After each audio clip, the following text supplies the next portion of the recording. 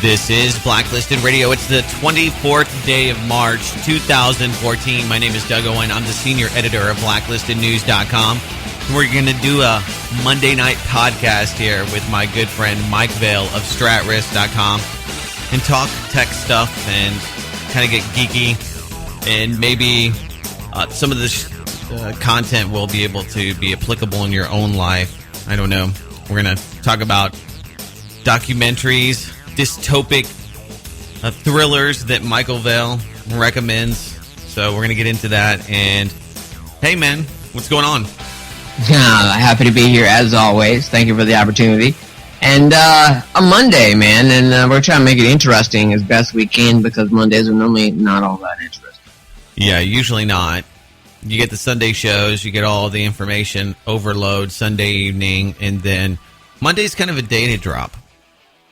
Usually. It is. Mondays are my worst news days. Fridays are my best days. Yeah, but you have to do it in the morning because after 11 o'clock Eastern, nothing's getting done. Just the way it goes. It's a cycle.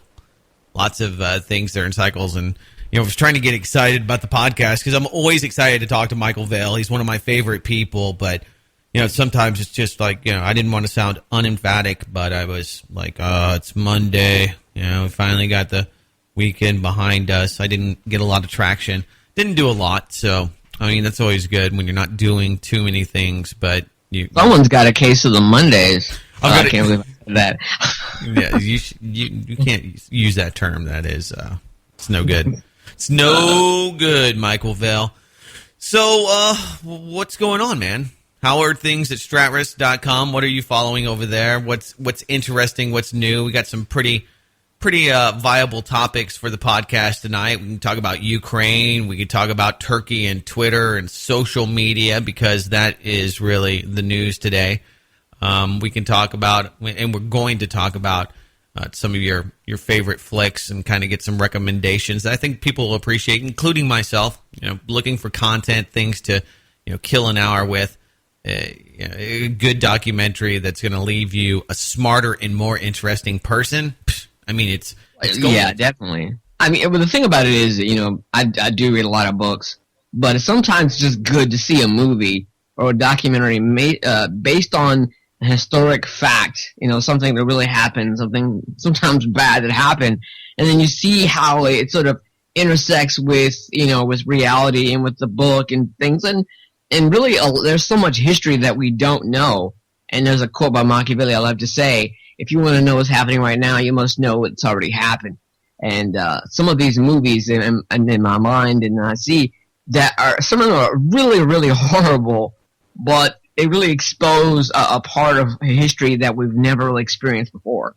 Yeah, to get things in a better context, the more you know, the more powerful you become, the more, maybe in some cases, you have to be careful to not become jaded and completely cynical. But I think that if you see what has happened over and over again, you're not going to at least fall victim to that propaganda or the fortuitous outcome that is being promised to you, some kind of great fortune from this, whatever it may be. A Cold War with Russia pushing the envelope when it comes to globalization or debt creation, whatever facet, of discussion. It really comes down allow me to give my short summation of the Ukraine mess. Sure. It's called Good Cop, Bad Cop. Okay, and the U.S. is playing the role of the somewhat good cop. Russia's playing the role of the somewhat bad cop. But in reality, the United States is doing double dealing behind the scenes with the EU, and Russia is doing merely their whims because they don't want to be surrounded by NATO. And what happens is you create a pressurized situation, a pressurized state, a frozen conflict to the point where Ukraine has to follow the whims of the West to sort of relieve themselves of the Russian pressure. And so Russia literally pushing them into the direction of the West and acquiescing to all of their whims. And while Russia will take a nice little piece of the turf for itself for its trouble, but it's just good cop, bad cop when you break it all down. Well, yeah, I mean, there's winners and losers and all of it. And when it comes to what Russia gains, I don't think it wouldn't gain anything by trying to take over the Ukraine. The Ukraine is in debt. It owes money to Gazprom and to the oligarchs and to the Russian government. It's in debt serfdom. So claiming that or trying to, I guess, absorb that debt and what's the payoff? What would you want other than a buffer zone between Europe and Russia? And that's enough. That's enough. Did you hear the most recent deal? Now is that all of the G7 nations that are part of the G8 have had their own little meeting on the side and has excluded Russia, and Russia has to take their little red wagon and go home. Well, we knew that was happening the second that the news came out that there were quote unquote local militias, guys without insignias, dropping into Crimea or coming off the bases. I've gotten a lot of flack for that. The Russian government's allowed to have 25,000 troops on the ground in Crimea, and they cite this document. And it's like, well, that's fine. I mean, I have no idea if they were just hanging out or a lovely technicality, by the way. Well, yeah. I mean, come on. I mean, I got an article that Breedlove, NATO guy, is talking about really assessing the sort of Russian military intervention, and saying that he was impressed by their actions. He says they come a long way since the short war with Georgia, and they sort of breaks it down. It's the name of, I believe, is called NATO was introduced to the new Russian army. You guys check that out. But I mean, it is so true that they want that buffer zone. If you look at a map of NATO states and Russia, I mean, it's basically all of these nations with missile defense systems basically just pointing at Russia, like just in case something may happen.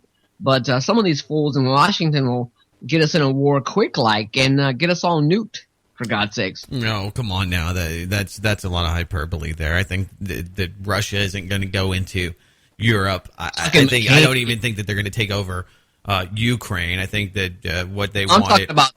I'm talking really about the sort of spiel that McCain and his ilk are talking about. What we need to do is this, blah, blah, blah, blah, blah, put NATO on the border, and all of this, which would lead to war. I mean, we've had drills, live fire drills in the past that led to war in the 80s and 90s.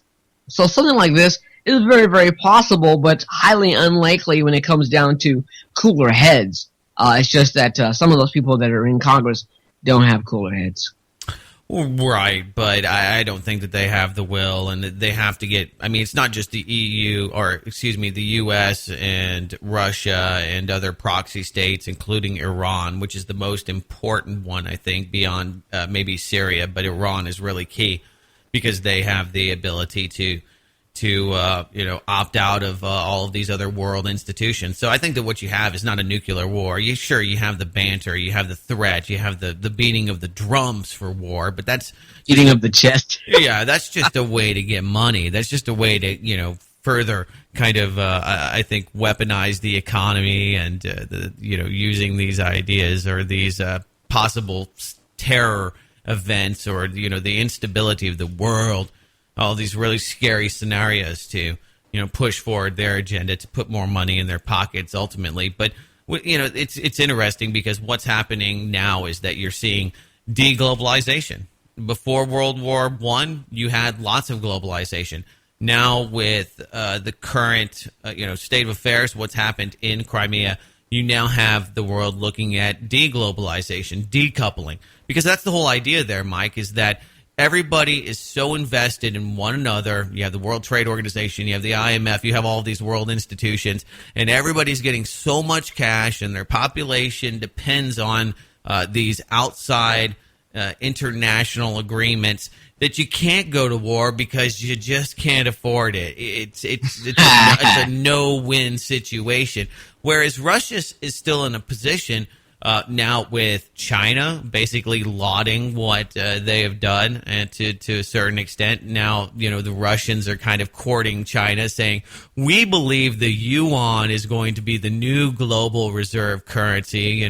Fuck the U.S. You don't want to go with those clowns. Look at what they're doing. They've already talked about basically dumping the petrodollar and not paying off any debt, because they're now being hit with some. Hey, but that's love and war, sanctions. and that's what happens. I mean, Goldman Sachs had $200 billion, I think it was, for Muammar Gaddafi. He was the richest man in the world. Maybe Vladimir Putin, a few of those other oligarchs rival that, but Bill Gates or Warren Buffett, I don't know, Jay-Z, Beyonce, who knows, but they didn't have to pay back any of that money to Muammar Gaddafi because he was dead. And once he was a wanted man, once they labeled him as an international criminal, they seized the money, everything that you had, all of your friends, the Rothschild buddies that your son had acquainted himself with, and the world institutions, and the London School of Economics, and all of the stuff that you invested in was immediately thrown to the wayside. Null and void. Yeah, but I think that's the idea, is that you have this globalization. So up to World War I, like you mentioned, a flashpoint, the killing of the Kaiser, boom, immediately King Ferdinand died, and you had World War, and you had also the sinking of Lusitania. Bang, World War II. Okay, I got a question for you. The Lusitania was an inside job. Inside job. No, actually, I watched this great dissertation. I can't give the credit where credit is due, but really compelling evidence about how they had a lot of forethought, and they'd looked at what the public reaction would be to the sinking of a U.S. ship. I could go off on a tangent, but anyway, I mean, just because you brought it up, it's just this hidden history, and you start. The more you find, the more you learn, the more you realize you just don't know what really happened in history. That's why. No, you don't. Got a question for you. I hear that the G7, G8 are the 8 or 7 most industrialized countries around the world that meet. And really they're the power players. The word industrialized, I hear that a lot. The most industrializations of the G7 and the G8. Does being industrialized mean that you're the best country? Number one, let's look at, does it mean that you have industry? Okay, because those aren't, yes. We were not really industrialized. We're post-industrialized. China's industrialized. Russia's industrialized. They are industrializing. They are moving towards more industrialization, whereas we are moving towards more deindustrialization. I mean, you can't get a refinery built here. You go to Russia, I mean, Rosneft and Gazprom and all of these companies, I mean, they're refining tons and tons and tons of energy. Now, the U.S., thanks to fracademia, is outputting more oil than Saudi Arabia. So there's the energy war aspect of it that I find to be kind of interesting, flooding the markets, and really, the economic warfare, I think, is going to be more apparent. Everybody's talking about bombs, everybody's talking about missile shields, but really, at the end of the day, it's about the chess that's played in the economic world. Oh, damn, that's it. That is the game. Forget about everything else. The missiles and everything else come into play when all of that falls apart. When they couldn't get it done through other means, economic means. I got an article for you. This is a good one. This talks about the industrialized part here. The Federal Reserve, abandons jobless rate to monitor rate policy. We're talking about interest rates. Check this out from the Borneo Post. The U.S. saw improvements in the industrial production and consumer prices, although housing resale market still stayed at its lowest. Federal Reserve policymakers would abandon the unemployment benchmark as a threshold to measure to raise rates. So what it's saying here is that we really shouldn't be using this as a indicator, economic indicator, whether or not we should raise or lower rates now, because the jobless rate is as high as it's ever been, and that would signal other things that we need to do, but we're not going to do that anyway. We're going to keep it low, and so we can keep Humpty Dumpty together again so it doesn't fall apart. And so I mean, that tells you right there that, the numbers are just bogus, and they're just going to do whatever they want. They make up their own policy. You had a great article on BLN about those numbers being completely bogus, and they updated that article on Reuters. That was a great article. Yeah, we tried to put out some pretty compelling stuff. You're talking about money. I'll just throw one in here. Throw a headline at you. J.P. Morgan Chase bets $10.4 billion on the early death of workers. Talk about, full circle investing. Okay, you know that you're going to work the crap out of these guys. You might use them as patsies. They're low-hanging fruit. After working 70 or 80 hours a week, at some point, these guys are going to have a heart attack. I mean, Neil Kashkari, the criminal from the 2008 swindling, mentioned the fact that he saw 2 people die at their desks. So, everybody thinks that the bankers are rich, and I've posed this to other people, and they're like, "Oh, these guys are making so much money." You look at Jamie Dimon; he's doing all they're right. Leveraged. They're leveraged to their eyeballs, but they're rolling over. And think about how horrible that really is, where you become part of the J.P. Morgan death pool.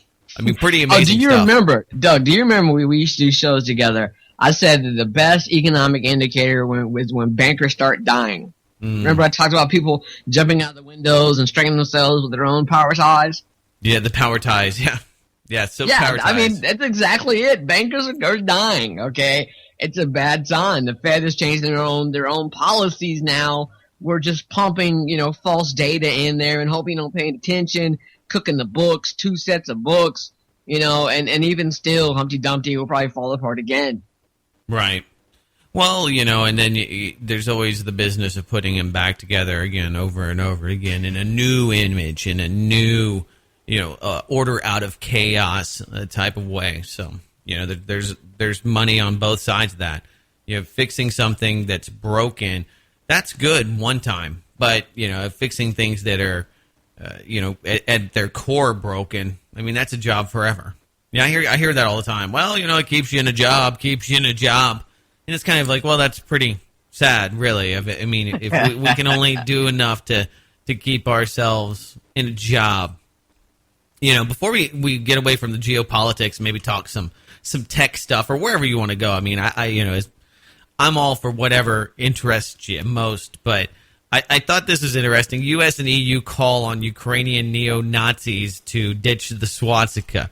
See, this is the problem. PR, they found these Nazis in Ukraine, these far-right, crazy subvudas, or whatever they call them, the far-right, very anti-Semitic groups that are, still upset about the Bolsheviks and Bolshevism. So they're, not necessarily the nicest guys. And they're the ones that they use to get into physically get into power, to storm the castle. So anyway, the EU and the US are like, look, we got to make this thing look legitimate. Remember Victoria Nuland? She said, look, we get Ban Ki-moon over here to kiss this thing, to make it, to glue it up or something. I forget the term she used, to make this thing cinch. Yeah, make it stick, yeah. Make it stick. We'll get Joe Biden over here. He'll put on the toupee with his glowing bright blue teeth. For the attaboy. Exactly. So now they're like, oh, man, these freaking guys are really, virulent neo-Nazis, and they're really becoming a problem because they really like to wear those swastikas. And I hear it all the time in mainline, and I guess people, TV watchers and mainline TV and the mainstream media. They're just bicycle clubs, or they're motorbike clubs. I'm like, you mean like a Hell's Angel, or what do you mean by that? Really, when you say motorcycle club, are these guys, wearing leather? And then you see they all have the Hitler, or the German helmets, the bike helmets. And I'm like, yeah, but that is a bike helmet, but that's not, I mean, and that just because you wear one. I mean, I think this actually, I want to say this to all of our bike riders out there. Actually, the style of those hats are kind of cool, and it's just like the Charlie Chaplin mustache. Hitler ruined it. Now, it's always going to be remembered as that. Same thing with the biker helmets and other things, like the swastika itself, which is actually a very powerful and esoteric symbol. This hell. Okay, I was just about to jump into that. This goes back thousands of years ago. The Buddhists and the Indians used the swastika. It was like the horseshoe image for good luck way back in the days, thousands of years ago. I know. And now Hitler has ruined it for everybody. Gay used to mean happy. We can't say gay anymore. It confuses people. You can't have a gay old time. You know, it's amazing. I mean, that's something that's really a pet peeve of mine, and it's something that I think conspiratorially has been used to divide generations, using the language to make it to where you can't talk about anything frankly, because you're always tiptoeing around something, and so because you're not sure if it's politically correct or you're using the right. I don't know. I mean, it's so hard to talk about somebody who has a mental disability, because I hear it all the time, like people that have special needs. They can't say, because the term has changed from mentally handicapped to from mentally retarded to this, to that, to this. And, No, it's going to change so much that you don't even know what to say, then you won't say anything at all. That old guy is totally out of touch, and he said he was having a gay old time. Where's he been, in a time machine? Yeah. Well, like a fag was actually a bundle of sticks back in the days, A cigarette. Or a cigarette. I'm going to have a fag, But interesting note is that the whole idea of newspeak, Orwell's newspeak, came from an actual historic source, which was called Basic English. Look it up. It was a plan by Churchill during the war to sort of crack down on journalism, and they were going to move to this basic English language during the war so that their vocabulary would be limited. Go look it up. Basic English. Oh yeah. English. Oh yeah. Why have two words for something when you could just have one? That way everybody gets their conscription. And he took that really from Stalin. I mean, this whole indoctrination platform. So I mean, this is the funny thing. It's I was talking about the Holocaust, and I was talking about the grave things that happened during World War II. You change the scenario around, and it could have easily been the U.S. that was killing Japanese people in our internment camps. They were only ovens away. I mean, the only moral high ground is, well, we didn't put them in the ovens. We didn't, I mean, that becomes the defining moment. Money to Hitler to put them in the ovens. Yeah. Okay. I mean, it's the same thing. Okay. I mean, thank you, I.G. Farben. Yeah, exactly. I.G. Farben. I mean, we gave money to the German country and built them up. Matter of fact, right after the war had ended, they were already funneling money into Germany, rebuilding their military systems, which was against the treaties. So, I mean, it is what it is. And, I mean, we can all talk about Prescott Bush, until we're, blue in the face. But, damn Bushes and Clintons and Bushes and Clintons. And, in 2016, we might get another Clinton. And you just can't get away from the same old, skull and bones clan of neocons. Aristocracy. Family of secrets. Definitely. Oh, did you hear about Bill Clinton being implicated with the Jeremy Epstein case? No, I didn't. Okay, so let me see if I got his name right. Epstein was a financier. He's a banker, and he had these underage children on his island as sex slaves. And lo and behold, you heard last week probably about the gag on the Clinton documents. They're missing all of this stuff when he was from, the governor of Arkansas is gone. Here, let me see if I can find it. Bill. Oh, yeah, they've been well known to be dirty. So. Bill Clinton. No, not that Bill. Bill Clinton identified in lawsuit against his former friend and pedophile, Jeffrey Epstein. I said Jeremy. Jeffrey Epstein, who had regular orgies at his Caribbean compound that the former president visited multiple times. So, this is being thrown at him. This comes out of the Daily Mail, so there's probably something very valid to it. Clinton was also apparently friends with a woman who collected naked pictures of underage girls for Epstein to choose from, and a new lawsuit revealed the extent of the former president's friendship with a fundraiser who was later jailed for having sex with an underage prostitute. So here are the bullet points that you need. I like how this is the dumbing down of basic English in journalism. It's like, here's your bullet points. You don't need to read the whole thing here. There's always a good nugget of, a smoking gun or a nugget of truth mixed in with all of these other paragraphs. So why go through that? Just put this out. The former president was friends with Jeffrey Epstein, a financier, is arrested in 2008 for soliciting underage prostitutes. New lawsuit has revealed how Clinton took multiple trips to Epstein's private island where he kept young women as sex slaves. I mean, can you make this shit up? Okay, this guy goes and hangs out on islands with sex slaves and shit, and people are like, "Oh, he's a nice guy. Oh, he was one of the better presidents. I always liked Bill Clinton." I'm like, he goes. I mean, this is I mean, a really big scandal, and this isn't anything that's new. I mean, he was indicted in 2008. Everyone knew that Clinton was a great friend of his, and that they had a very close relationship. So. And we all know about, of course, the Clintons and hookers and blow and state troopers and the Rose Law Firm. I played a great clip Saturday on the Blacklisted radio podcast kind of highlighting this. And this is really just kind of a continuation of that report on the Clintons and why they are clamoring to shut everybody up. But you would think that this would be a huge story. Everywhere. But, I mean... Nothing to see here, Doug. Sorry, man. Nothing to see here, okay? You're not going to hear about this on the 5 o'clock news. You have to go to the internet. You got to go to the internet to find this kind of stuff. No, I think, most people on the street, unless people talk about it on the 5 o'clock news, it did not exist, no matter what it is. I've had to go to, some major webpage they know or are familiar with and go, see here, it says it there.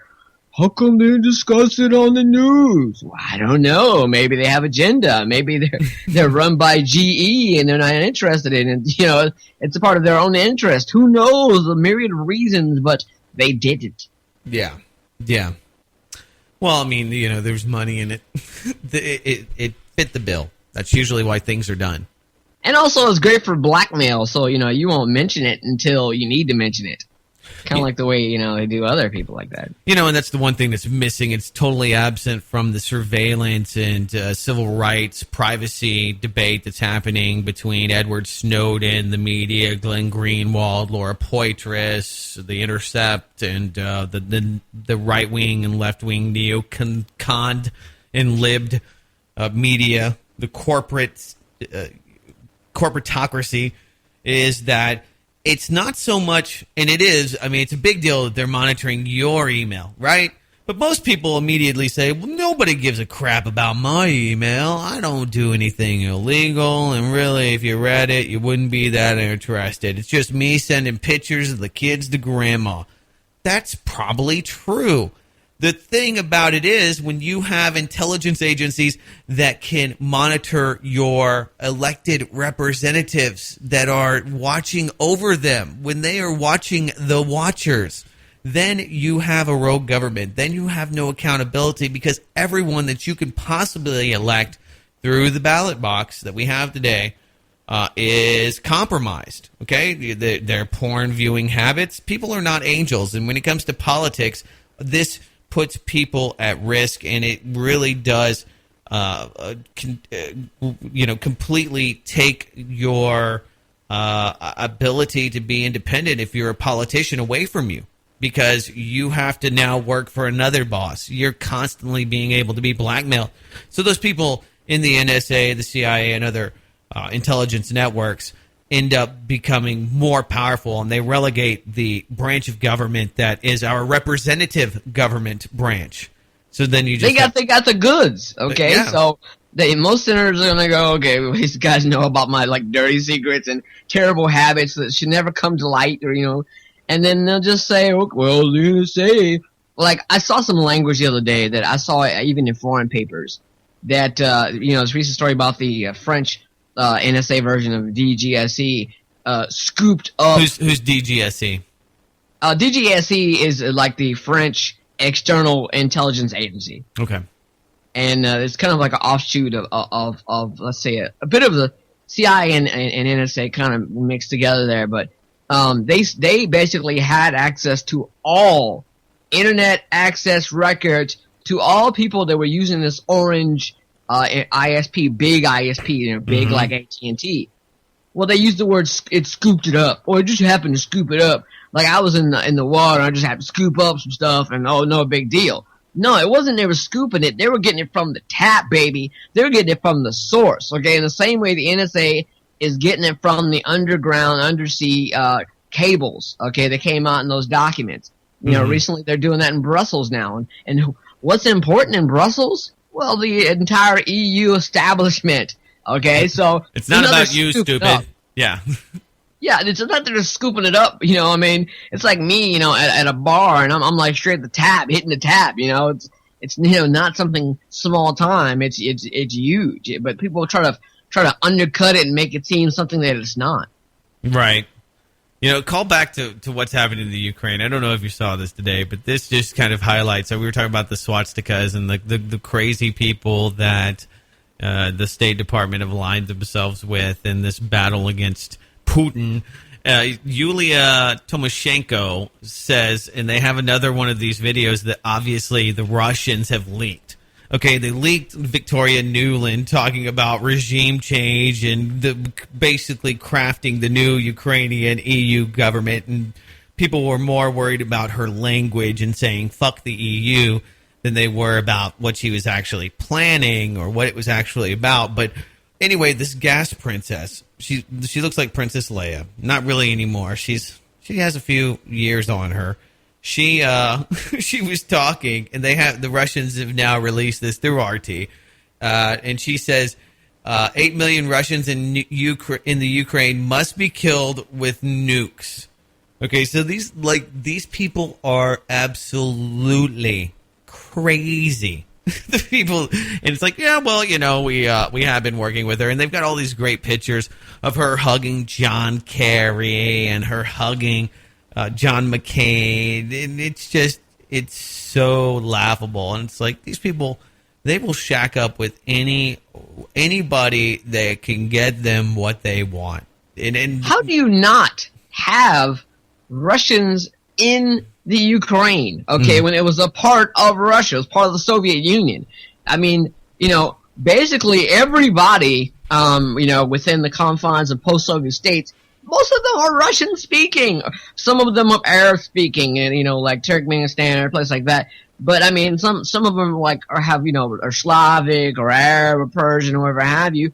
But most of them speak Russian because that's what they know. And it's not like you can go and take the Russian out of the Ukrainian and still being Ukrainian. It's ridiculous. It's who they are. It's their identity. I mean, this is why the whole thing is going on now. I mean, yeah, this is why the invasion has only had, I think, maybe one or two people that, you know, decided to go hero status on him and get shot by. It's probably friendly fire. Who knows really what happened? But you got two guys, and you're like, okay, these guys took over, what is it, a state the size of Texas? How big's Crimea? I mean, it's good size. I mean, let's say, I don't know if it's as big as Texas. Maybe I thought that like there was Spain, like about the size of Spain or Portugal. Okay, nice. so Portugal's pretty small, but Spain, yeah. Well, you think about taking over something the size of Spain. Okay, usually hundreds of thousands of people died, you know, centuries back. And usually when there's a big invasion like that, you have a lot of people dying. And that's why it's like, yeah, they're invading. Well, it doesn't look like much is happening over here. And the other thing is that they let the media run all over the place. They didn't even block the Western media. I mean, when you have Blackwater on the ground in Fallujah killing civilians, you didn't have the media there taking, you know, unabated, just walking around, taking pictures. Unfettered. Yeah, just. I mean, I saw a video of some Russian special forces putting in landmines, okay, and they're shooting film, and it's like, and they're not getting shot at. Right. They're like, yep, we're putting it right there, bud. You saw exactly where it is. Don't be running over there. We'll shoot you. And I don't know. I've been watching Vice and some other of the, you know, and it's kind of funny because I think it's almost provocatory to a point. Like the guy was asking one of these quote unquote militia guys. He's like, so where are you from? He's like, Sevastopol. And he's like, what street do you live on? And of course the guy's probably not from there. But even if he was, you know, the other guy's like, see, you won't tell me what street you live on. It's like, I wouldn't tell some foreign media guy what street I lived on either. So it's like, isn't this shocking? And I'm like, you know what's shocking is the lack of shocking, the lack of action. And even Vladimir Putin joked about it the other day when he was laughing at sanctions and finding different ways to cut up his cake. And he said, oh, you mean the nice men in with guns, the nice men in camouflage with guns. Oh, yes, those men. Because he still has not said or has not admitted, and this is just so, that they, I guess, to kind of flout or, get around international law. Who knows? I mean, I'm sure it's strategic and very political. But he's like, no. We didn't do anything. Those are local militia guys, okay? That's why none of them have any insignia. That's why they are not Russian. So he hasn't even admitted that those are Russians on the ground taking over these bases. He's like, no. Those are just local people. There's a group called the Berkut, which is they're kind of militia, kind of special forces, and they're local there. And they've been taking over. They took over air base recently, and so what it comes down to is a bunch of Westerners who don't even understand anything about the region, going, "Look, it's Russians, Russians." Yes, it's Russians. Yes, Russia's always been there. Okay, Ukraine was part of the Soviet Union. Yes, they were born there. They've always been there. It's only recently that Russia's special forces have been in the region in the past week or two. Okay, so you saw the fact that the guy that's in charge of free speech, he beat up the TV czar or the TV CEO on TV because he dared to air the ceremony for the annexing of Crimea.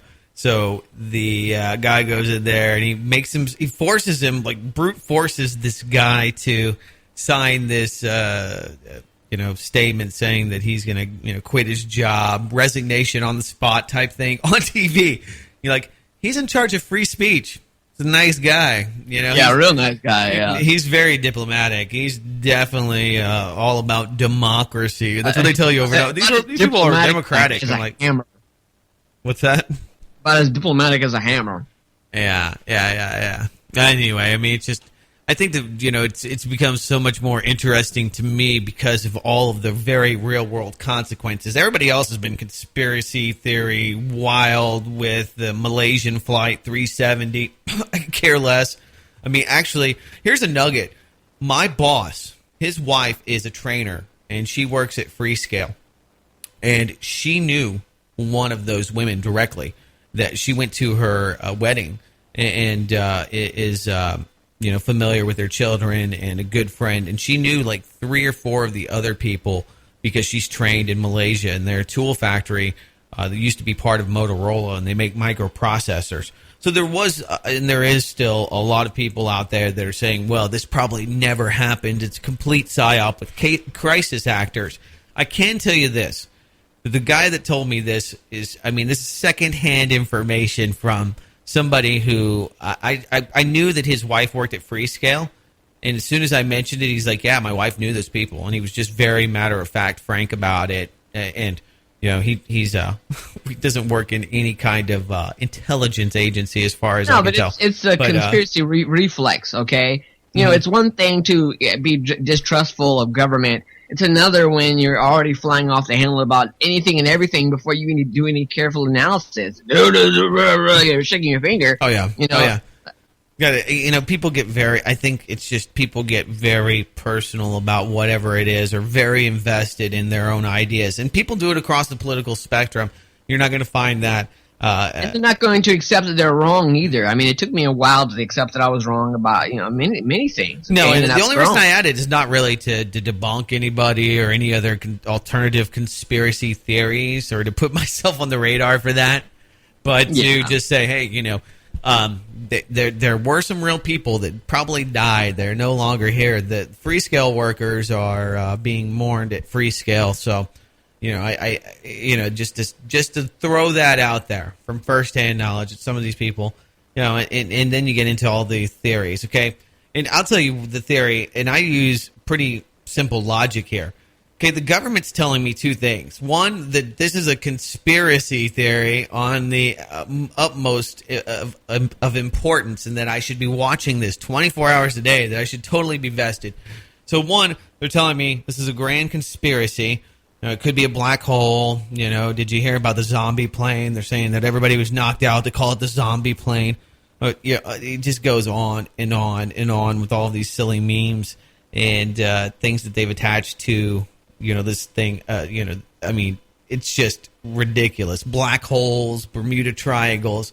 So I just look at that and I say, well, if the media wants me to think it's a conspiracy theory, it's probably not. And if the media wants me to be so interested in it, it's probably not that important. And that's just maybe a jaded, cynical way to look at it. But it's like, regardless of what happened, I think that we already know who's going to use it. Who benefits. It's how it's used. Okay. My problem with it is that you have we're talking about two of the best militaries around the world. Okay. Well, even a few. Okay, you've got United States, you got China, you got Russia, you got India. Okay. And you've got spy satellites, okay? You got radar, ground penetrating satellites. We got X-band radar. We've got all these different things, and you can't find a plane? Right. Please tell me what is wrong with that picture in itself that, it's not all hands on deck here and let's find this plane. That's what they say. But they didn't find it? Give me a break. Obviously, what it comes down to is that when you see, when they first came out of that picture, it's a grainy picture with looks like an airplane wing. Give me a break, okay? That is not the resolution that they're looking at when they're using their GIS software, okay? It is not. No. Please stop lying to my face, okay? Yeah, there's a lot of... You can do better. Google Earth can do a better job than that. Yeah, there's some convenient photoshopping of legs on some of these guys, and the the co-pilot talking to a CNN reporter just a few weeks beforehand. There's a lot of things that are kind of weird, like oddities about it. Not necessarily anything that points to a great media psyop, but it's already been a great media psyop. Mission accomplished regardless of what happened. China has in essence a no-fly zone. That stretches over the Indian Ocean and most of South China Sea, and also has a lot of active, spy satellites in that area because they have to worry about their own islands and territorial, problems and issues. And they didn't see anything. They didn't see a plane go off track. They did not think that was a threat. Just some things just don't add up for me. Yeah, remember Payne Stewart? They immediately intercepted him when he went into the zombie plane when he went out because the cabin lost pressure or whatever it was that ultimately, he's just one example, a famous example of, military immediately engaging. And yeah, that's over U.S. skies. You have NORAD and you already have, this being watched. But I just can't fathom that the U.S. military doesn't know what happened. There's at some point that it's on everybody's radar. And this is what I keep bringing myself back to. At some point, it was on everybody's radar, and then at some point, it wasn't. And it should be pretty damn easy to triangulate from that point forward. And if nobody was watching this and they can't figure out with a simple, compass and protractor, just try to figure, okay, you have this much gas, you go this many miles on this many gallons, plus or minus. At most, it moves 13 miles per day. You get a really good guess as to what happened, but it's just been the handling and the constant story around it that makes me wonder if they just shot this thing down. You go back to what happened with Larry. Remember Larry McDonald? He was. Oh, I do remember. Yeah. Yeah, in the 80s, his plane was shot down by China on his way What about all those people on that plane in Poland?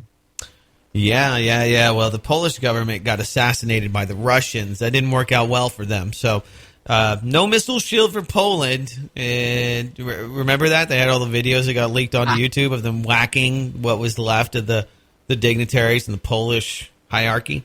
Oh, that's right. I remember that. Yeah, they were just... It's like whoever survived the plane crash is like, okay, just kill them quickly. And many of the ministers and others that have commented on it in the Polish government have said that the Russians, they did their own investigation. They basically held the Polish investigators at bay. And they don't accept the final outcome, the conclusion from the inquiry the Russians did. They're like, no, it's all good ski. It's all good, Ski. Don't worry there, Poland. So let's jump into some of these movies. I got a nice list for you. Yeah, I wanted to throw Twitter out there for you because Erdogan and all these people are trying to shut it down. It seems like this is this is the favorite tool of the new world order. It's social media to attack countries and states and any kind of these ethnic and moral barriers that you have. The 140 characters that were allowed due to censorship. Sorry, my Twitter handle is @StratRisks. Yeah. Oh yeah, no, I just thought it was kind of funny. I mean, because people really don't understand enough about how to get around the internet without DNS and without being able to access Twitter. You know, people are doing it, but some people think Twitter and Facebook are the internet. Yeah, that's true. Sad.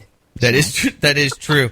All right, yeah, so dystopic movies, historical documentaries that are Michael's favorite. Mike's always telling me that he's watching something. I'm like, oh, what are you into? What are you reading? What are you watching? And so I guess we talked Saturday night, maybe Saturday afternoon. I was like, dude, we got to do a podcast. I know the listeners want to know about some of these documentaries. I want to, and it gives us a chance to catch up. We don't do it enough. We love to sit. We just start sitting around and talking geopolitics, and it's usually a one-upping of stories. Oh yeah, did you hear about this? Wow. You know, you think that's screwed up. How about this? That's usually what the show would always be. And I mean, it's great. It's an easy format, but wanted to veer from that. We already did enough of that for the first 30 minutes. So. Z was the one that you were telling me about. It's a coup in Greece. So give me the skinny on Z where we can get it. Can we get it on the cheap, or do we have? I mean, it came out in the 1960s, 1969. Okay, so it should be everywhere. Yeah, it's Amazon. I mean, come on, it's a wrap. Basically, what it's about, it's based on the book "Death of Democracy" about Greece, and what it's about is about this really, really kind of very cool politician, oppositional politician that was coming up in the world and could have been the next JFK for Greece. And of course, like a Barack Obama, right? Just this. Yeah, he was killed. He was killed. No, he must have been for real then. He was a real politician. Yeah, he was a real dude, real deal dude. I mean, with the cover up and the sort of almost Warren Commission-ish, commission on his death and the cover up involved. And Z outlines it all. It is excellent the way it is done, and a little bit of comedy, but I mean it's real deal. And any notable actors in it, or are these all people? With any of the actors in it, actually, and it's actually a French film, interesting enough, in the French language based on the Greece coup. But it really it's got subtitles, or is it in French? I'm sure you get if you get the DVD, it's subtitled. Almost guaranteed. It's in English or French? It's in French. So what the hell, Mike? You can't be giving me French movies. I can't speak French. If it's good, trust me. I'll let you know. It's good. If you speak French, but how many French people listen to the show? You ever heard of subtitles, my friend? Well, that's what I want to say. I mean, was it worth it with the subtitles? Yeah, you have to. Otherwise, you have to speak French. That's no good. I've been watching subtitles so long that it's like second nature, so it really doesn't bother me that much. Oh, no. Okay, as long as you're watching it. And you can find it on the net. I'm sure it's... Let me do the breakdown about what happened early on, right? This opposition politician was having this sort of rally in this open place. And what happens is that you have these... Greece is all about really fascism taking over before the coup. And you have this rally, a bunch of people, and then you have the angry mob that's hired by the fascists. They're like really violent. What happens is the guy, rolls along on one of these three-wheeler cars and hits the dude with a club in the head and kills him on sight. Wow. And then they have a Warren Commission witness. Where'd you see? Well, I saw this guy and these other guys, and they hit him in the head with a club and killed him. No, it's not what you saw. It's not what happened. Really, kind of, Warren Commission-ish. And what happens is the investigation by this one guy and the government, they wouldn't take no for an answer, and he uncovered it all. And then after that, the coup happened, and they took their revenge on everyone involved with it. A lot of people died. It's very serious. And this is not fiction. This is actually... This is actually real deal, based on the book Death by Democracy and historically what happened with the coup in Greece. And what year was that again? The book, I think actually the movie was made in 1960s. I think 1960 and No. When did this coup take place? Early 20th century? Oh man, I believe late 50s. Okay, yeah.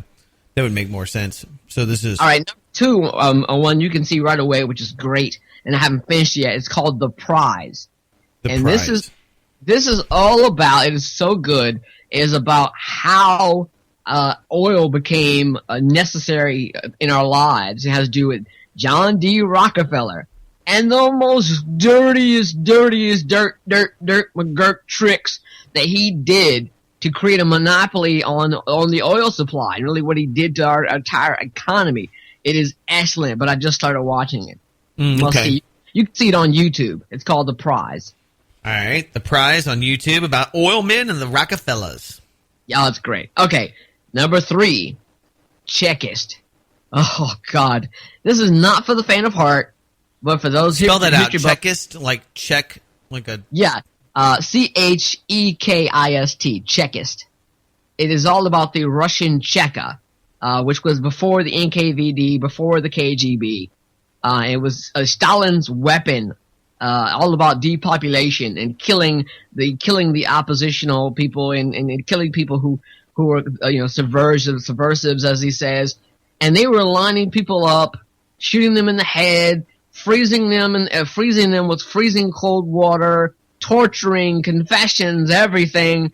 I mean, it's terrible. I mean, it's violent, it's rugged and rough and just wicked, and it's based on the real history of Lenin and the Cheka. Go look up the Cheka. They were horrible. Wow. And I was watching, I was like, geez, man, it's just hardcore. It is no joke. Yeah, I mean, it's amazing what Stalin did. I mean, he really laid down this foundation for the total indoctrination, the total complete utopic state, which is really just him as a mass murderer and trying to basically control all messages. And what happens when you have a crazy king, the Mad King ends up killing everybody, becoming so paranoid that he starts killing his own friends and family because he believes everybody's after him, and that's what he ended up doing. In Soviet Russia with Stalin. Mm-hmm. I mean, Lenin was horrible enough, but Stalin just took it and took it up a notch. I mean, with his show trials and just murdering everyone and the starvation and the cannibalism. Oh, God. Continuing. By the person who did the movie Z, Costa Gravas, came out with another one which was great called The Confession. And this is about the Czechoslovakia show trials in Stalinist fashion. And they just picked up random politicians at will, ones they liked, ones they didn't like, and they kidnapped them, tortured them severely until they confessed to whatever trumped up charges were said that they did.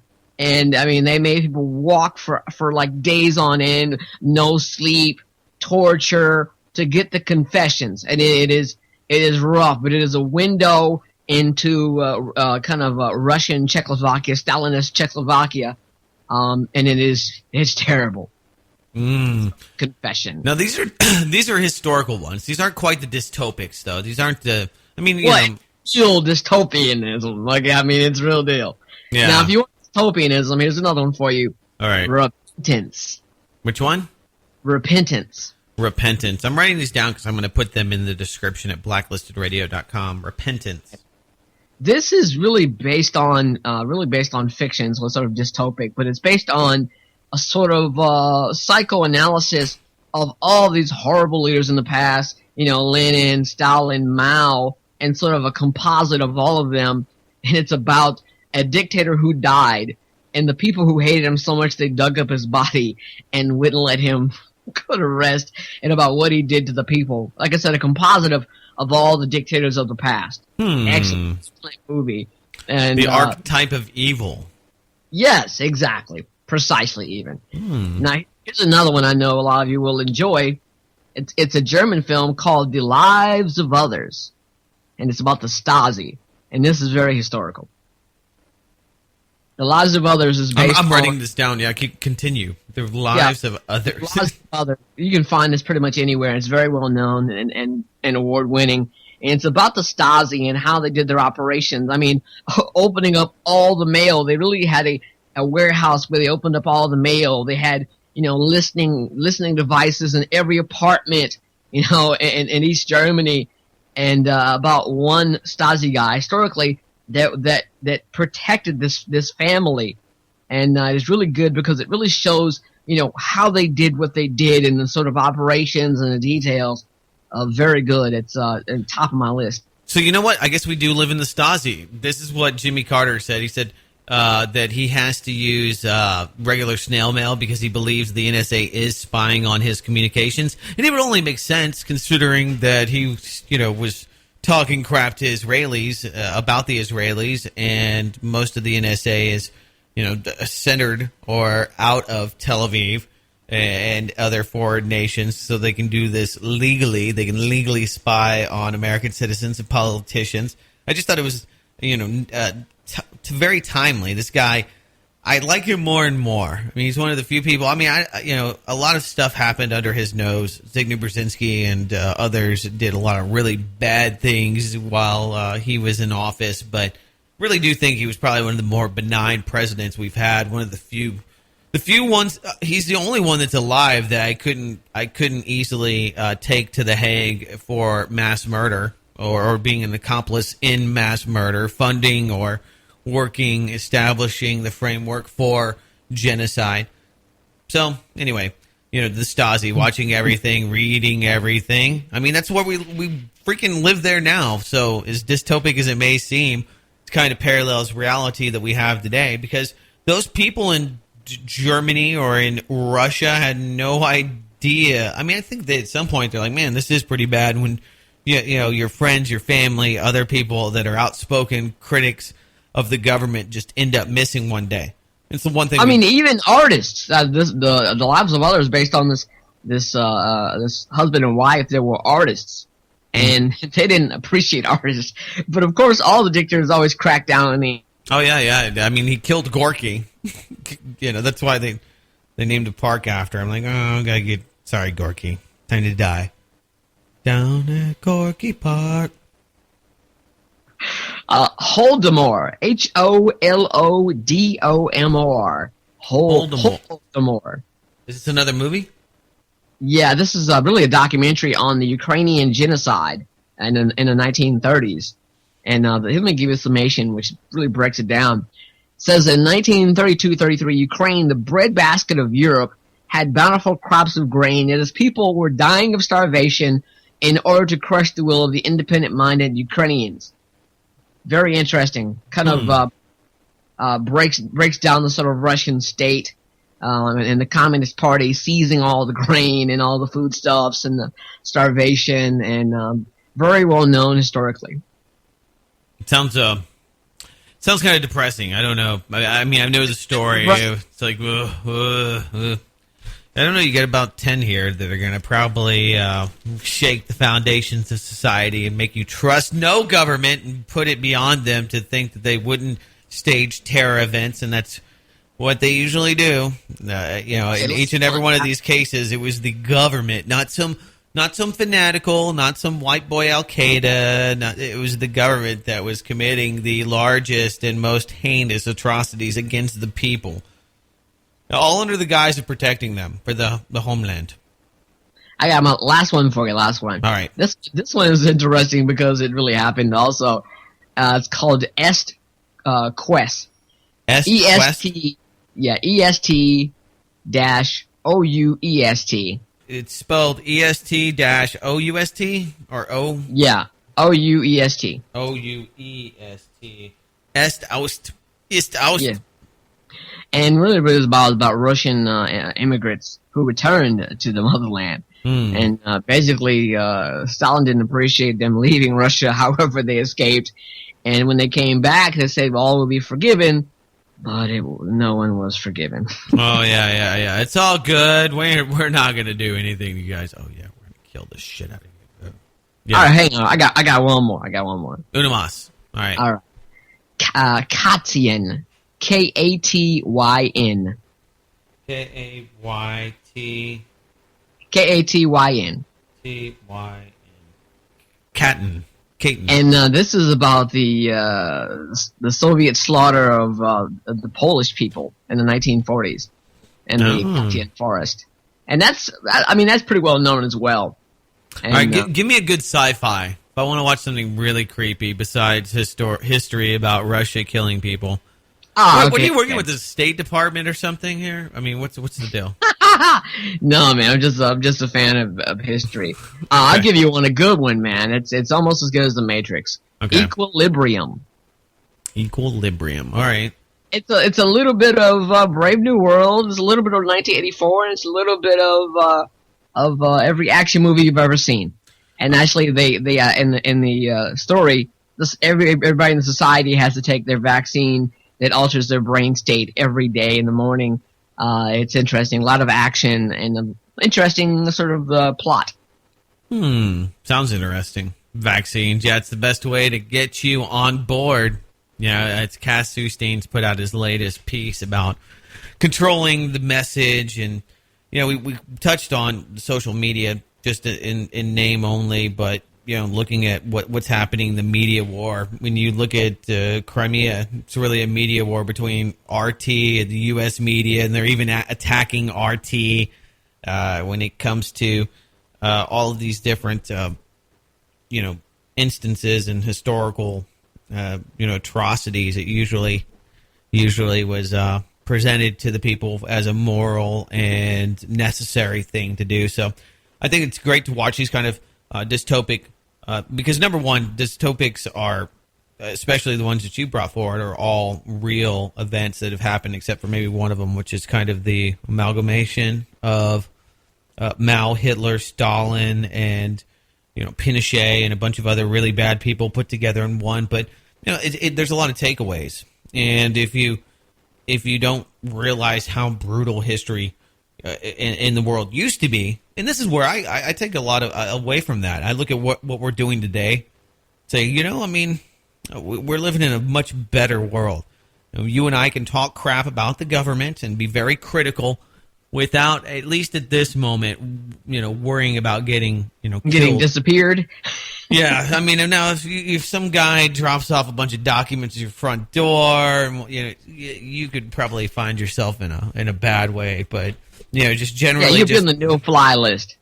Yeah, but just generally being a loudmouth and challenging the establishment won't get you killed yet. So journalists get killed fairly often. But but they've got the dirt. They've got the dirt. But you and I talking crap they've about got the dirt. That's exactly why they get killed. Yeah, they've got the good stuff. I mean, if I had some secret documents, if I had recordings of Bill Clinton talking with prostitutes, or it had to be even more sinister. I mean, even in the public, even in front of the media, he can affiliate with child pedophile slave ring runners, and get very, very little scrutiny for that. So I mean, that shows you how. I mean, if the mainstream media doesn't want that story, okay, they don't find that, and even the controlled right. I mean, why isn't Bill O'Reilly or Rush Limbaugh chewing on that for days and days and days? Great point. Yeah. Well, I think you were going to make a great point, Mike, before we went digital there. I knew you were going to make a great point, though. People talk about Russia Today. Of course, I talk about Russia Today. But really it comes down to nationalist media. I mean, what's the difference between MSNBC and CNN and Fox, the rest of them? They're never going to give you both sides of the argument or even one legitimate side. It's going to be the trotted out story. It's going to be the official story. And this is how it happened, and this is what it is.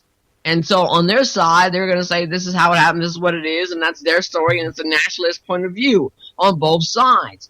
And so we have to go and find, what exactly happened, the truth. And you'll never get that from the media because, they're treating you like a baby, literally spoon-feeding you information about what they think you should have. Not about how it is or why it is, but what they think you should have, what they want you to have.